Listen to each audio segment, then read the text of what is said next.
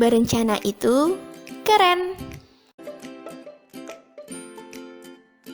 Tunda kehamilan saat pandemi COVID-19. Ayo tetap ber-KB. Berdasarkan data dari BKKBN, selama pandemi COVID-19 terdapat penurunan partisipasi KB yang cukup besar.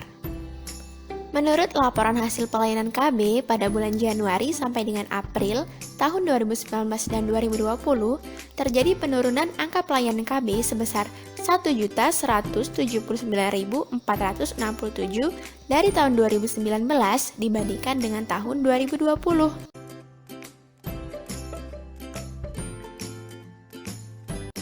Penurunan ini disebabkan karena ketakutan dari pasangan untuk melakukan KB di fasilitas kesehatan karena takut tertular oleh COVID-19. Dan juga bisa disebabkan karena tidak beroperasinya fasilitas kesehatan terdekat seperti posyandu, bidan praktik mandiri, atau puskesmas.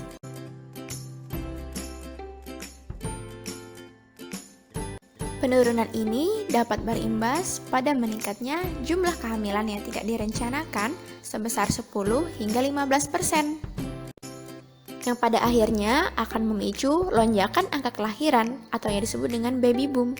Padahal, seperti yang kita ketahui bahwa Indonesia sedang berjuang untuk menekan angka kelahiran untuk menyeimbangkan perekonomian. Mengapa kehamilan saat pandemi COVID-19 tidak dianjurkan?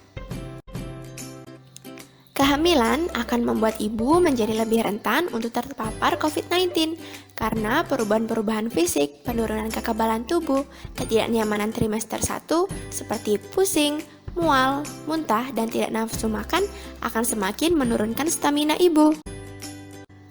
Dikhawatirkan ibu tidak mendapatkan pelayanan kesehatan yang memadai dari petugas kesehatan karena pembatasan kontak antara tenaga kesehatan dan pasien di fasilitas kesehatan. Peningkatan angka kehamilan, apalagi yang tidak direncanakan, mungkin akan menimbulkan beberapa masalah bagi keluarga di tengah perekonomian yang tidak stabil seperti sekarang ini. Lalu, bagaimana pelayanan KB saat pandemi COVID-19? Pertama, tunda kehamilan sampai kondisi pandemi berakhir. Kedua, akseptor KB sebaiknya tidak datang ke petugas kesehatan, kecuali yang mempunyai keluhan dengan syarat membuat janji terlebih dahulu dengan petugas kesehatan. Ketiga, bagi akseptor IUD atau implan yang sudah habis masa pakainya, menghubungi bidan melalui telepon untuk membuat janji pelepasan atau pergantian metode kontrasepsi. Atau jika tidak memungkinkan untuk datang ke petugas kesehatan, dapat menggunakan kondom yang dapat diperoleh dengan menghubungi petugas PLKB atau kadar melalui telepon. Apabila tidak tersedia, bisa menggunakan cara tradisional, yaitu pantang berkala atau senggama terputus. Keempat, bagi akseptor KB suntik, diharapkan datang ke petugas kesehatan sesuai jadwal dengan membuat janji sebelumnya.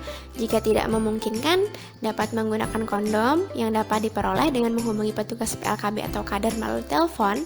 Apabila tidak tersedia, bisa menggunakan cara tradisional, yaitu pantang berkala atau senggama terputus.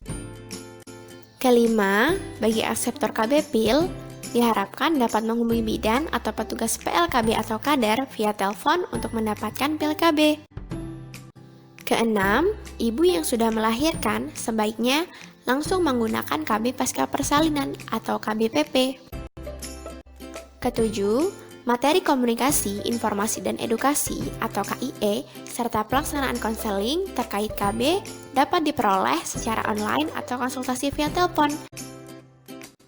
Dan ingat, selama beraktivitas di luar rumah, selalu utamakan 4M, memakai masker, mencuci tangan, menjaga jarak minimal 2 meter, dan menjaga selalu dalam keadaan sehat.